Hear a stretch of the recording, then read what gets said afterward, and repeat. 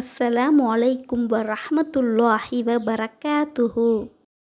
இன்றைய குர்ஆன் அத்தியாயம் அல் பஹரா, பசுமாடு. வசனம் 255.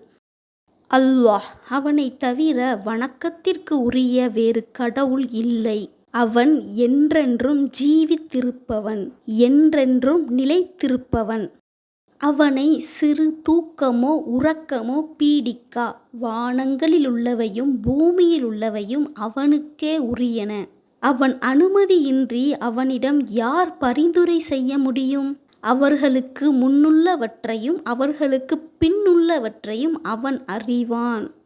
அவன் ஞானத்திலிருந்து அவன் நாடியதைத் தவிர வேறு எதனையும் அவர்கள் அறிந்து கொள்ள முடியாது. அவனுடைய குர்சியு வானங்களையும் பூமியையும் விட விசாலமாயிருக்கின்றது. அவ்விரண்டையும் பாதுகாப்பது அவனுக்கு சிரமத்தை உண்டாக்குவதில்லை. அவன் மிக உயர்ந்தவன், மகிமை மிக்கவன்.